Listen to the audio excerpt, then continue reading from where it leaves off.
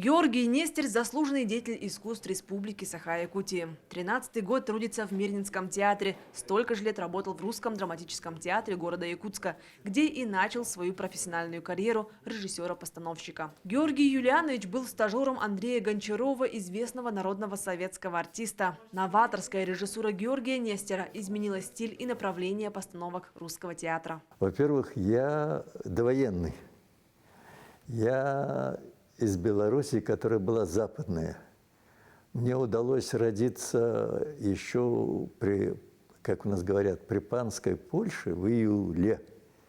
А 17 сентября 1939 года пришли Советы, и до Бреста отобрали Западную Белоруссию у поляков, которую в 20 году сдал Тухачевский, поляк. У меня крестная была учительницей, а чтобы я не болтался без дела, она брала меня с собой на уроки. И вот, значит, я ходил с ней в школу, 7 классов окончил в своей родной деревне, а уже 8, 9, 10 пошел за 8 километров в школу ходил. И я по окончании решил поступать во Львовский университет на журналистику. Когда второй раз поступал и не поступил, я не мог вернуться домой. Мне было стыдно, и стыдно было отцу, потому что тогда не поступить в 50-е годы, это было, я не знаю, кем надо было, чтобы не поступить. Вот, а я не поступил раз и не поступил два, и чтобы не быть позором для отца, я завербовался на подземный, мне уже 18 стукнуло, я завербовался на подземный в Донбасс. И в 55 году я поехал в Донбасс на шахту работать.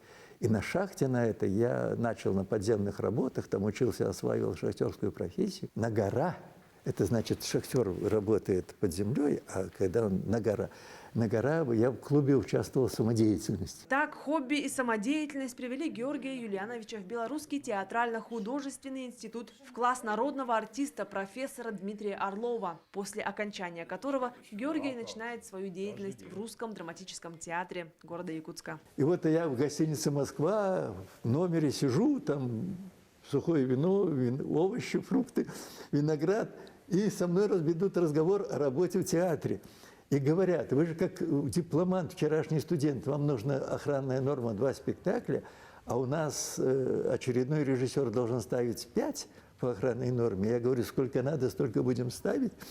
Вы так ставите вопрос? Я говорю, ну а как иначе можно ставить? Хорошо, говорит, вот и подписываете. Я подписываю то, что называлось раньше вербовкой. На 3 года вербуюсь в Якутию и приезжаю в Якутию. За 2 года работы Георгием Нестером поставлено 10 спектаклей на высоком уровне, среди которых 2 товарища Владимира Войновича – Льва Устинова «Недотрога», Фанвизина «Недоросль», Шекспира «Укрощение строптивой». В его спектаклях ясно прослеживается тема становления человека и его места в обществе. Георгий Нестер впервые в истории русской драмы обратился к произведению якутского писателя, поэта-мыслителя Платона Юнского.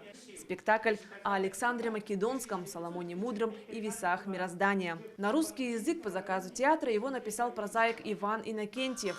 А 80-летие Русского театра было отмечено постановкой Георгия Нестера по пьесе Максима Горького «На дне». Современная трактовка, блестящая художественная постановка открыла новые имена. Александр Лобанов, Влад Мичурин, Владимир Заманков. Якутский театр, он и особенно тот театр, когда их же брали, их в Москву брали, приезжала комиссия из Москвы, свозили со всей Якутии талантливых ребят, со всех деревень привозили. Московская комиссия отбирала их, и если вы посмотрите биографии якутских артистов, то вы увидите, что они со всей Якутии. Откуда тот же Васильев, откуда Матрена Слепцова, откуда Избеков. Они стали национальными актерами, но у каждого биографии из самых далеких аулов, ночлегов, из самых далеких мест. И они приезжали и становились национальной гордостью, национальным достоянием, понимаете? И вот то напряжение, та преданность искусству, она поневоле заряжала.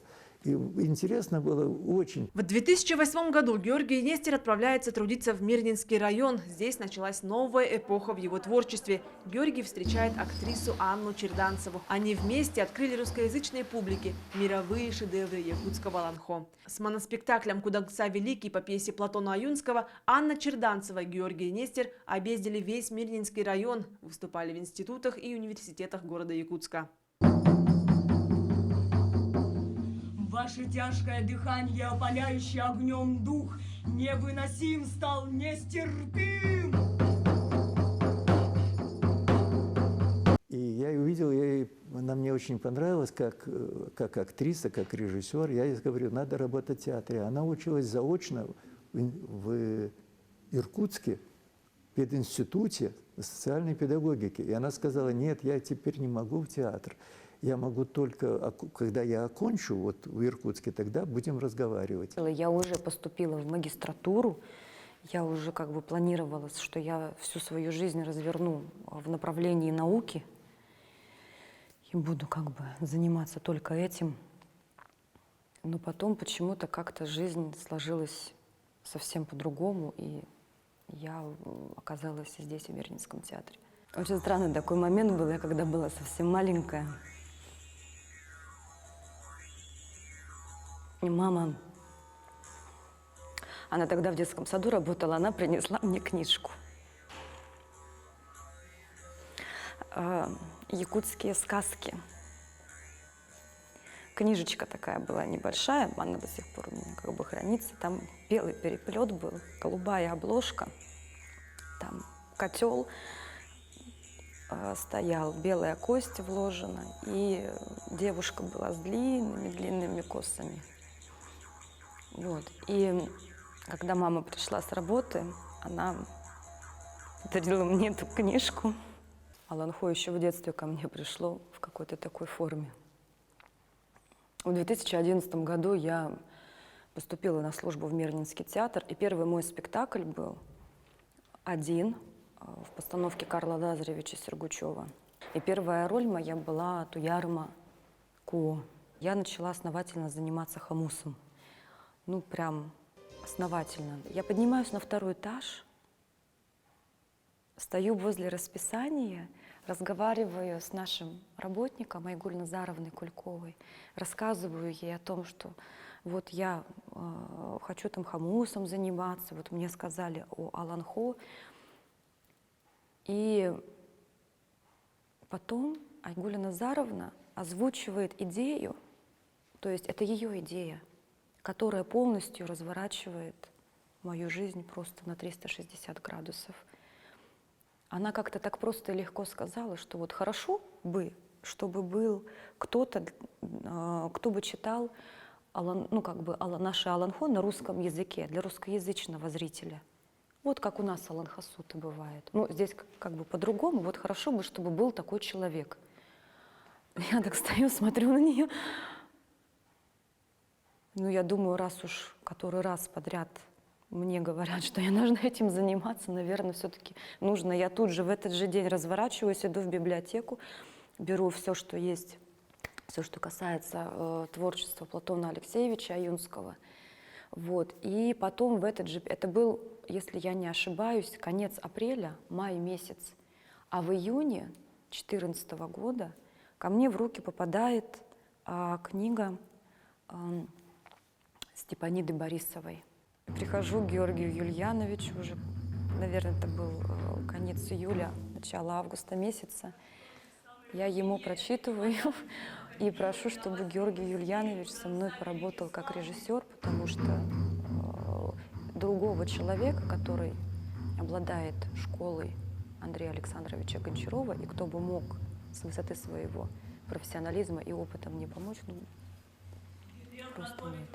Георгий Юльянович на меня так вот посмотрел, сказал, что я не понимаю, куда я начинаю входить. Ну, в общем, я знал эпос, так читал. А когда она пришла, якутский эпос я тоже читал, почитал, посмотрел, ознакомился, считал, что что-то знаю. Но когда она пришла, для меня это была полная неожиданность, потому что Ну, по сути дела, я впервые с эпосом начал работать с ней. Вот. И у нее была куча каких-то идей странных весьма. И мне надо было в этом разобраться. И надо разобраться было не столько мне, сколько ей, потому что ей же выступать, ей на сцену выходить. Вот. И мы начали вместе с ней разбираться. И потом выяснилось, что якутский эпос, в отличие от эпосов многих народов, в том числе и русского, и армянского, и даже белорусского, у него есть корни в сегодняшний день, потому что Аланхо так написано и так читается, и такая структура, что это эпос незаконченный. Понимаете, в чем дело? Вот не случайно, потому что эпосов много. И много народов, и много эпосов, и они в чем-то схожи. И это, конечно же, достижение мировой культуры того народа, по крайней мере, которым... Но Аланхо стоит особняком, ну, может, кто-то еще стоит особняком, но в данном случае нам пришлось столкнуться с этим произведением, и оказывается, что Аланхо очень четко реагирует на то, что происходит в этом мире сегодня. Там же простая штука. Что будет?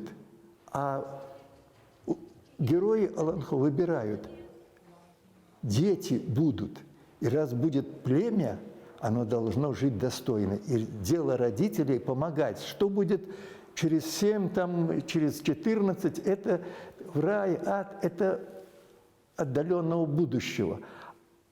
И, может быть, туда наши дети и придут, но детей надо родить, их надо воспитать, чтобы они были достойными того времени, куда мы придем. Чтобы это было, чтобы Срединному миру было не стыдно за своих детей. Чем хорош Аланхо, герои Аланхо Срединного мира, они вырабатывают свое отношение к миру. Что бы ни произошло в мире, дети должны в этом мире не потеряться и не потерять. Анна Леонидовна и Георгий Юлианович и сегодня работают над моноспектаклем. Продолжительность выступления от 50 минут разрослась на почти 2 часа. Спектакль сопровождается игрой на бубне и хамусе. Анна коллекционирует хамусы и изучает якутский язык. Я все-таки надеюсь на то, что когда-нибудь в жизни я смогу в первоисточнике почитать Аюнского. И Кудангсу, и стихи его, и Нюргуна Боутура. Сегодня Георгий Нестер работает над постановкой спектакля «Рядовые» по произведению Алексея Дударева. Спектакли, где режиссером-постановщиком выступает Георгий Юлианович, всегда отличались потрясающей художественной организацией и собирали полные залы зрителей. И сегодня в театре идет серьезная подготовка декораций. За один спектакль будет использовано 4 различные сцены. Актеры будут несколько раз менять костюмы. Все для того, чтобы погрузить зрителя и воссоздать историческую точность происходящего в то нелегкое время. Выкройки и модели военной одежды максимально приближены к той, что в действительности носили рядовые. Теперь пришло уже другое, даже 3-е поколение, понимаете, в чем дело? И нам теперь очень важно понять, почему мы победили Великую Германию, чем и за что воевали. И несмотря на то, что потери в войне были астрономические, мягко выражаясь, все-таки они стоили того, чтобы победить. Потому что люди, которые воевали, они знали, за что воюют.